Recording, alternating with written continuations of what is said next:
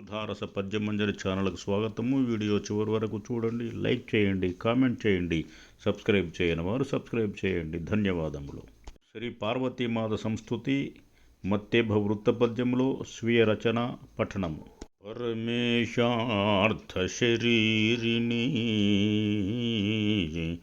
భగవతీ సర్వార్థప్రదా శార్వరీ కరుణార్ద్రాత్మికా మాతృమూర్తి సుభగా కైవల్య సంధాయిని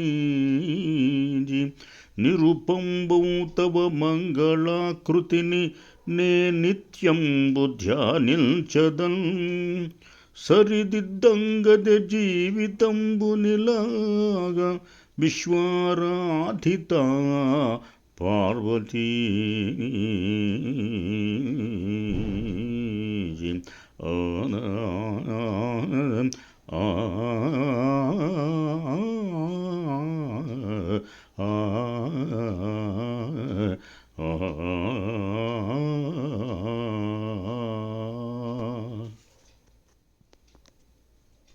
ఈ పద్యములో అన్ని పార్వతీదేవికి విశేషణాలు వాడబడినవి.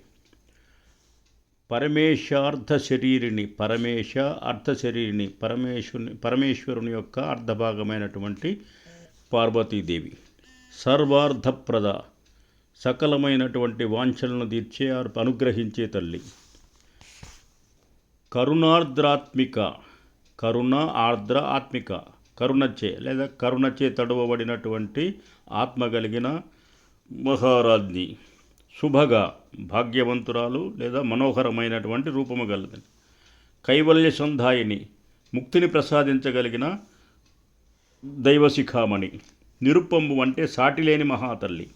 మంగళాకృతి, శుభకరమైనటువంటి ఆకృతి కలిగిన పరాశక్తి. విశ్వ ఆరాధిత, జగత్తంతా ఆరాధించేటువంటి మహారాజ్ఞి. ఇటువంటి ఈ పార్వతిని మనం ఏమని ప్రార్థిస్తున్నాము? సరిదిద్దంగద జీవితంబునిలా, ఈ జగత్తులో నా జీవితమును సక్రమమైనటువంటి మార్గములో నడిపించవలసినదిగా ప్రార్థించుచున్నాను. స్వస్తి.